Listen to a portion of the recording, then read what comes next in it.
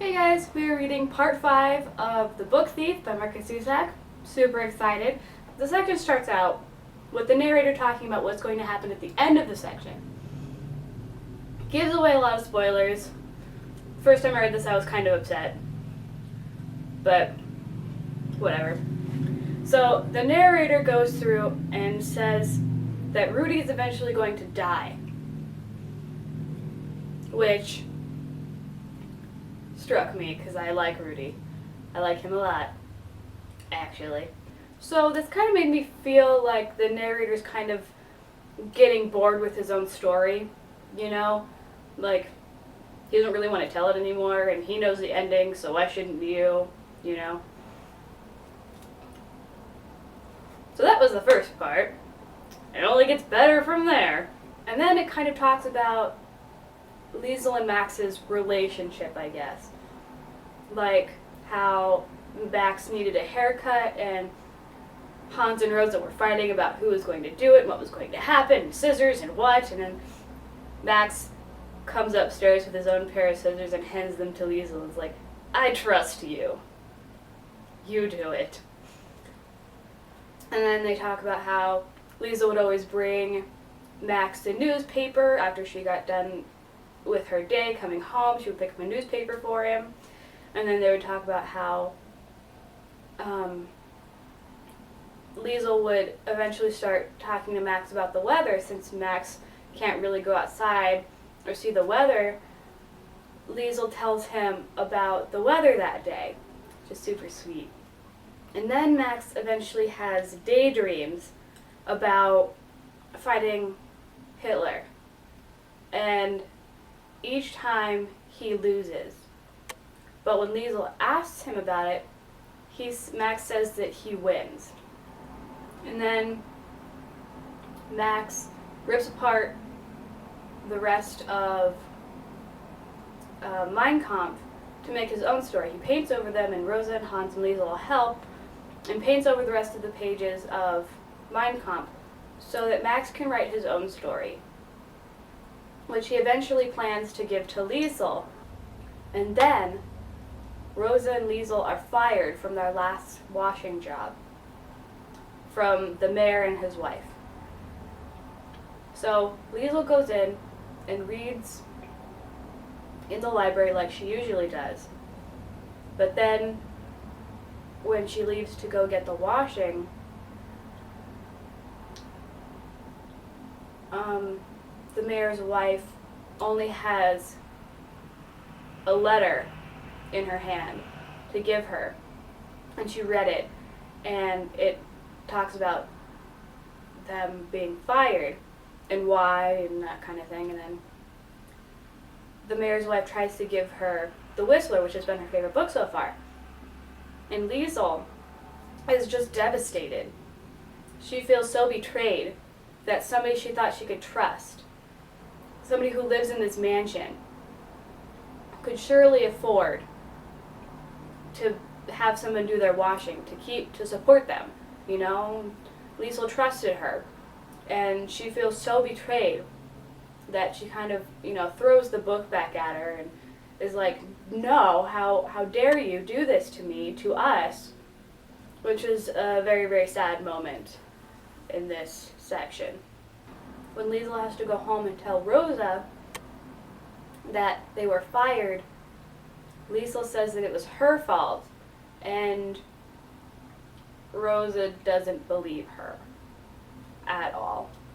And when Liesel is expected to be punished for supposedly having them fired, Mama doesn't do it. And I feel like because Liesel got mad at the mayor's wife, she feels like she should be punished because she feels a little bad about doing that. But the only punishment she gets is her guilt, which is pretty bad. The section kind of talks about Rudy and his life and how he's kind of being tormented at his Hitler Youth meeting group things. So I guess the leader of their Hitler Youth group thing was making Rudy and his other boy Tommy run extra laps and do extra things that he wouldn't make anybody else do, mostly because Rudy stood up for Tommy when Tommy got into trouble. Tommy has this thing with his ears, so he can't hear very well. So when they would be given commands, Tommy wouldn't hear. And that would get him in trouble, but then Rudy stood up for him, which got him in trouble as well. So this went on for a while until eventually Rudy stopped going, which almost got the whole family in trouble until Rudy and Tommy got the chance to move to a different section, I guess, with a different leader. And then they were much happier. Yeah. But Rudy's a very loyal kid. So I like about him. He'll stick up for his friends, you know. We go to the new Arthurburg, you know, the new leader of their little thieving clan. So this kid's name is Victor. I don't quite know how to pronounce Shamel is his last name. Maybe. I don't know. So this kid, Victor Shamel, who is actually quite wealthy, just doing this for shits and giggles, I guess. I don't know. So Rudy and Liesel come up, and he immediately starts, you know, tearing them apart verbally, you know, whatever. After they stole whatever it is, I think they were apples. They went and stole their apples. And then they only left with one apple each. And when they complained, Victor threw his half-eaten apple at them and says, well, now it's 1.5. So I think they were going to kind of avoid that situation after that little mishap, which I don't blame them for doing that. That's a bad situation, actually. Which gets worse. So one day, after Rudy gets back from a particularly horrible day at his Hitler Youth group, section, thing, he is so frustrated that he's like, I need to steal something. We need to steal something. I need to win once. Just once. So they're thinking about who to steal from, and Liesel's like, hey, we could steal from the mayor and his wife. We could steal that book, The Whistler, back. So this is what they set out to do. So they go out and they wait for a few weeks to wait until the door in the library is open for them to just kind of sneak in and sneak out. But Rudy's unaware that Liesel wants to steal his book. Rudy's like, we can steal food, money, whatever. So when they eventually go and the window's open, Liesel goes in and searches for the Whistler. She finds it about the same time that somebody's moving around in the room and coming down the stairs.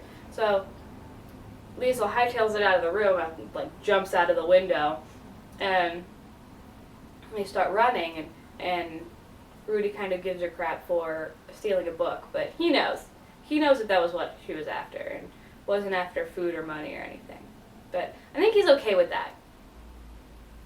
You know, I think he likes her too much to, you know, judge her for what she doesn't steal. Rudy eventually tries to take on his tormentor at Hitler Youth on the streets, and him being a older, you know, more mature guy, beats Rudy and cuts his hair in the middle of Munich Street, which is kind of a shameful thing. But Rudy is determined to win something. He's felt like he's just been this loser. You know, he's lost these fights and he hasn't been able to steal anything for food, and he's just felt like this disappointment. He's disappointed in himself. He feels like he can't win. So Liesel and Rudy are walking along. Liesel's like carrying her book that she stole, The Whistler, like she does, and they come across Victor, Shamel, and their little thieving gang. So they try not to get noticed by them, but they do. And Victor, having a score to settle, picks on them. And after some tussles, he grabs the book, The Whistler, and throws it into the river. And Rudy runs after it, trying to grab it, trying to save it for Liesel. He eventually does. And he grabs it, and he feels so relieved that he's won something. He's done something good. You know, he's not quite as disappointed in himself because he saved this book for Liesel, you know. So he looks over to Liesel and asks, you know, how about a kiss? And she's like, meh, meh, meh, meh.